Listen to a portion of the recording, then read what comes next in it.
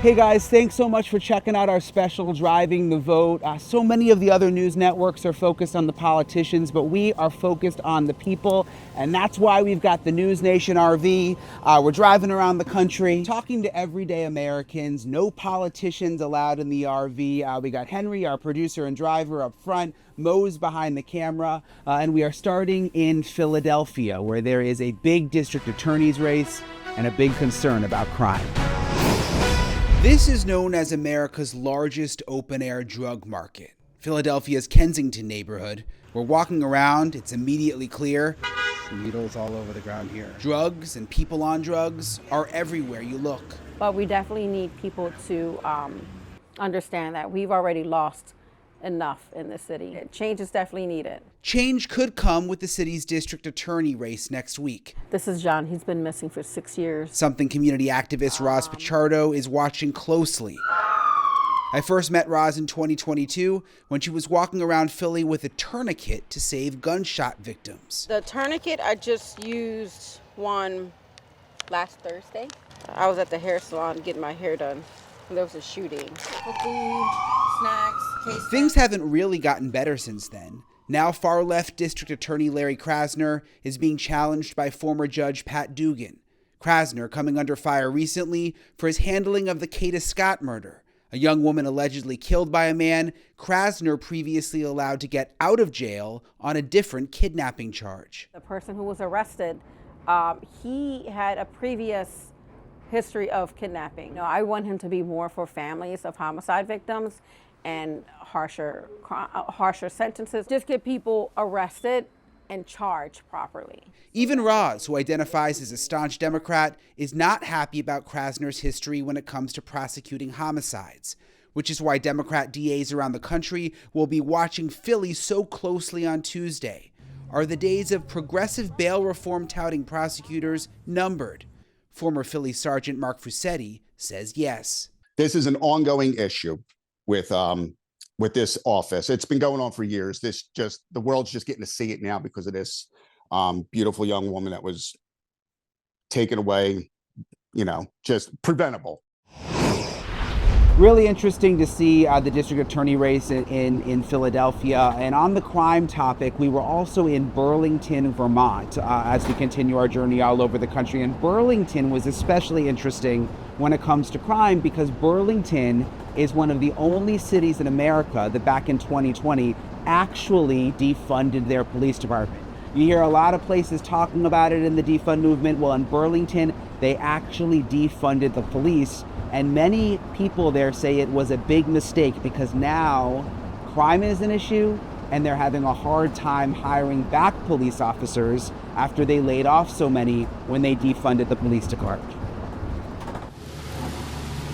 The leaves are changing and it's a popular time of year to visit Burlington, Vermont. Are you Mark? I am. Hey, I'm Brian. Hey, Brian. But a closer look downtown reveals a troubled side of the once idyllic college town. These things have always been present, of course, homelessness and drug addiction and mental health issues, but they seem to be going unchecked now in any way. Unchecked because the city is down 30 plus officers on what's supposed to be a 90 officer force. Burlington defunded the police back in 2020 and focused more on social workers. And business owner Mark Bouchette says problems only got worse. Now the city's trying to reverse course and hire back officers. But the officers don't want to come back. Is this like a Democrat-Republican issue? What's going on here? And, in Vermont, it's not a Democrat-Republican issue. It could be a Democrat-progressive issue, but there are no Republicans to speak of here. And so is it do the progressives just not want police, or like what? I'm hard-pressed to impugn their motives, right? Like, I think there is a strain of folks who truly believe that in a perfect world, police aren't necessary. And maybe in a perfect world they're not, but that's not the world I inhabit. So these are Meta glasses. They have a little camera on the front. I'm gonna put them on, record, and walk around Burlington and check it out. The first thing I noticed was a lot of graffiti all over downtown. Man, that's interesting. And homeless people in the parks and alleys. Oh man, there's a needle right there. So this is a needle drop box where you can actually drop your needles. The social work aspect, it sounds really nice in social workers, but is it working? Just because when you walk around it doesn't look so good in some areas. Yeah, certainly. So I think this is, being a defund city, this is a bit of a live experiment as well. So in the city, a decision was made to invest more with social service providers that are based with the police department and less on police officers over time. But that signal to the police staff at the time caused them to leave in droves. After the defunding, everything changed. This is one of the officers who left Burlington. We're hiding his face because he still works in law enforcement in Vermont. I think a lot of people think that the defund the police movement is over and don't realize that there are still all of these effects of it that are almost just as bad as when it happened. Yes. Maybe only having 2 or 3 officers on a shift when you should have 7 or 8, you have no time to address that. It becomes, is someone dead or dying? And you go from there first. And then if you have any spare time, it's just trying to catch up on paperwork and that kind of stuff. And there's no time. When I was there, it was a borderline nightmare. Takes a lot of gas to drive this bad boy around the country. One thing that people are talking about from coast to coast is redistricting, gerrymandering, and I was in Utah, which is really the epicenter of gerrymandering. Mill Creek, Utah, population 65,000, incorporated southeast of Salt Lake City less than a decade ago. It boasts fabulous scenery.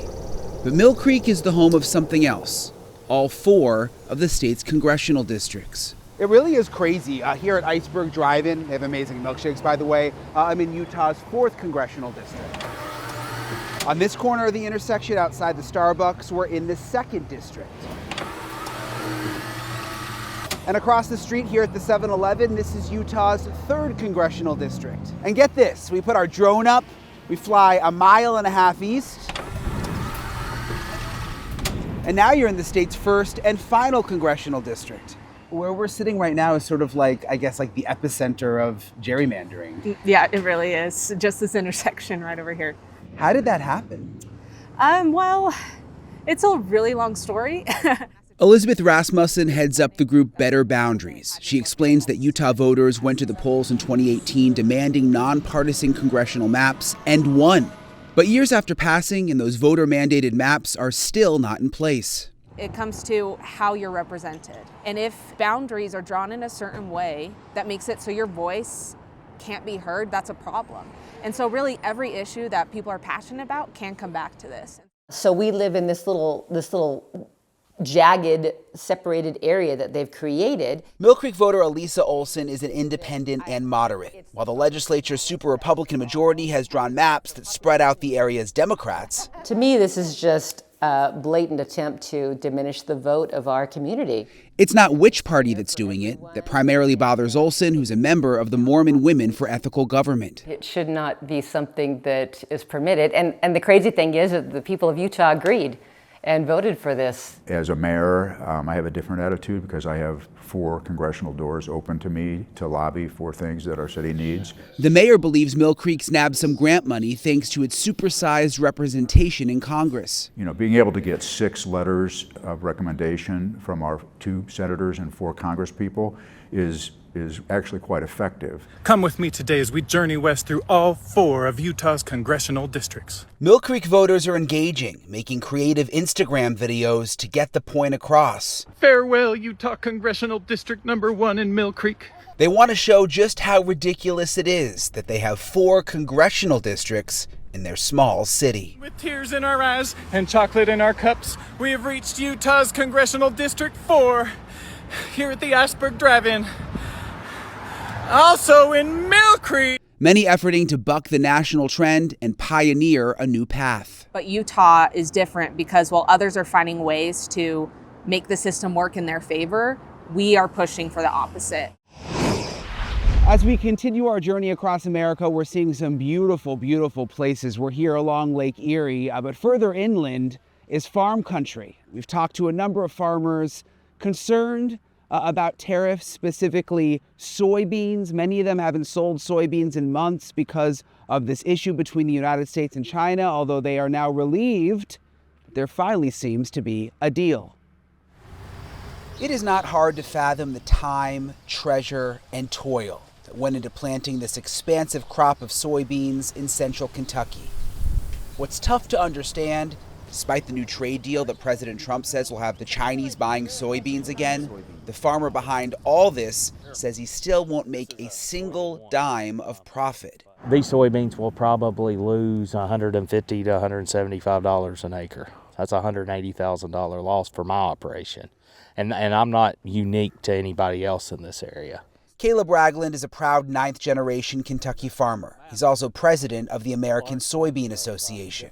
Due to complications with trade policy and relations between our governments, China has not purchased any soybeans from this crop that American farmers are growing in 2025. With President Trump announcing a trade deal with his Chinese counterpart, that's expected to change. Ragland, a lifelong conservative and Trump supporter, is grateful for the news. Still, he's anxiously waiting to see how it'll impact many materials needed to grow his crop.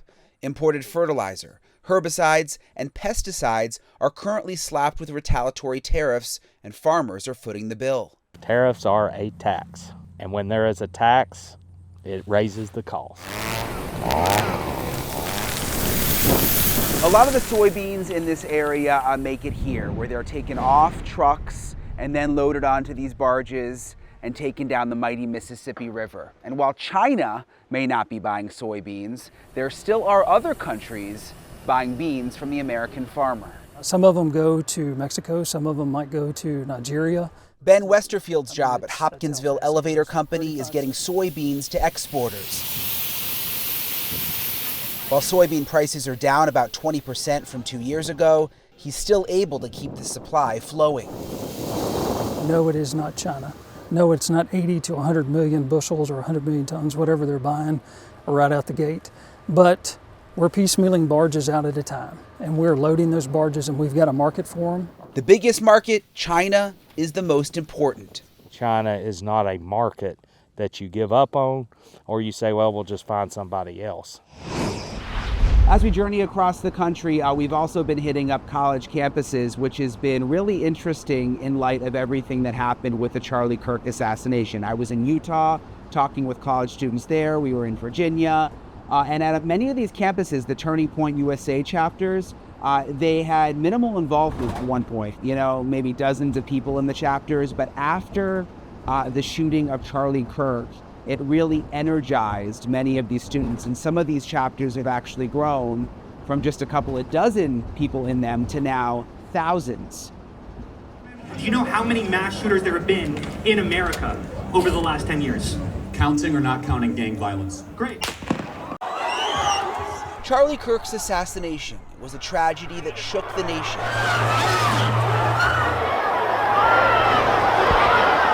No one could have expected what would happen next. Turning Point USA, already a political force, now chapters from coast to coast experiencing unprecedented growth.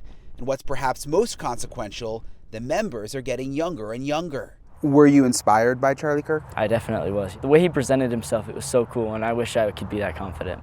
Brigham Stander is in high school, just 17 years old, and starting a Turning Point chapter in Plain City, Utah, before he can even vote.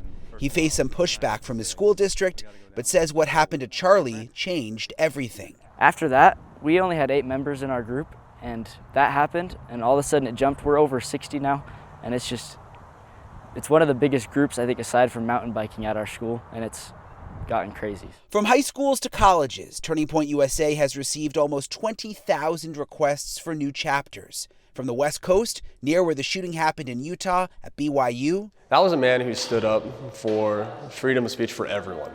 I know whether put political sides at rest, just focus on what our country stands for and who we are. That was a man who focused on having diverse thoughts and talking about them without hostility.